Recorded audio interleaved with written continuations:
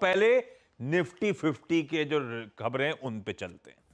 Tata Motors की JLR के Q1 updates आए, अच्छे लग रहे हैं। होलसेल 5% और ओवरऑल रिटेल 9% का साल दर साल इजाफा। दूसरा, पहले टाटा ग्रुप एंटिटीज ही निफ्टी 50 की रखी है मैंने। टाटा स्टील दूसरा, Q1 का बिजनेस अपडेट कमजोर सा दिखेगा आपको। Q on Q प्रोडक्शन आंकड़े ठंडे पड़ते हुए डिटेल स्क्रीन पे। तीसरा, एक और टाटा एंटिटी टाइटन कंपनी का Q1 बिजनेस अपडेट कमजोर, ज्वेलरी में सिर्फ साल दर साल 8% का उछाल, और ये तब जब 61 नए स्टोर्स भी ऐड करे थे। नॉट ज्वेलरी में, across the board 61 store add हुए थे।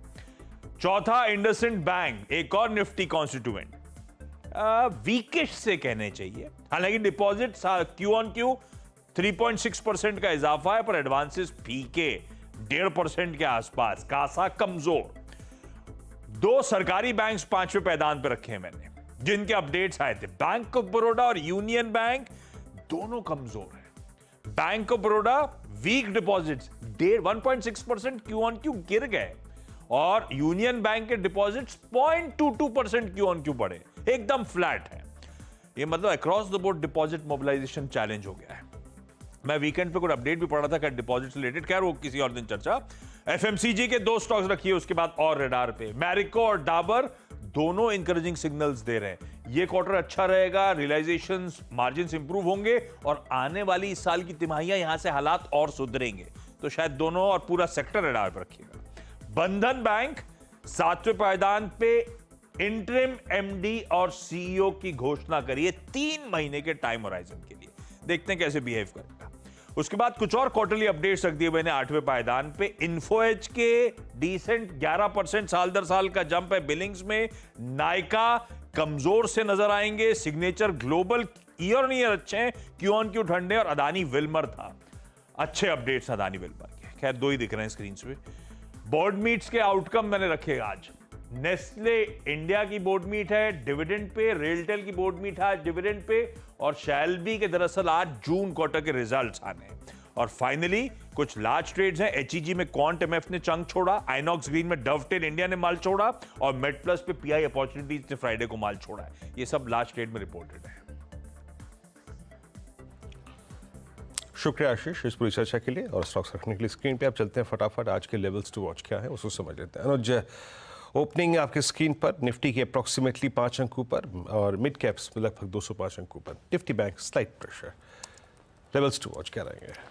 हाँ, थोड़ा टफ है वीरो मार्केट। देखिए रोज रोज शायद ट्रेड ना दे मार्केट। खैर एनीवे लेवल डिस्कस कर लेते हैं। 24,401 वीरो फ्राइडे का, थर्सडे का हाई, और ऑल टाइम हाई भी है जो आपका, और 24,500 मंथली ऑप्शंस का बेस, ये रेजिस्टेंस है। सपोर्ट 24,150 से 24,200 फ्राइडे का लो, ऑप्शन जोन, और फिर 24,100 से 24,150 करीबी है 10 डे एक्सपोनेंशियल मूविंग एवरेज। मेरे ख्याल से ये जोन नहीं टूटना चाहिए। तो इसके लिए एक अप्रोच ये रहेगी कि अगर किसी भी वजह से एक डिप आ जाए, चाहे HDFC बैंक की वजह से आ जाए, चाहे किसी और कारण से आ जाए, 24,150 से 24,200 एक जोन होगा बाय करने के लिए, 24,100 के स्टॉप लॉस के साथ, और 24,350 से 24,400 एक जोन होगा सेल करने के लिए, 24,450 के स्टॉप के साथ। सेल ट्रेड तभी लें अगर आपको रिजेक्शन क्लियरली दिखाई दे तो। निफ्टी बैंक की जहाँ तक बात है, निफ्टी बैंक में कोई ट्रेड है नहीं इस समय, सिर्फ इंडिविजुअल स्टॉक्स में ट्रेड करें। HDFC बैंक ने सेंटीमेंट थोड़ा बिगाड़ा हुआ है, हालांकि PSU बैंक उसके सामने स्ट्रांग है।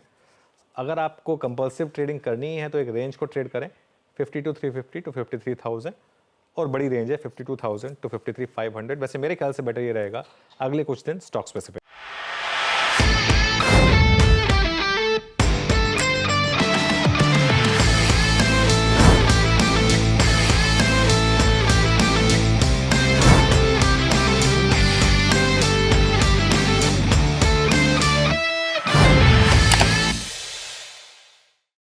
बता दें कि मनी कंट्रोल पर दिए गए विचार एक्सपर्ट्स के अपने निजी विचार होते हैं।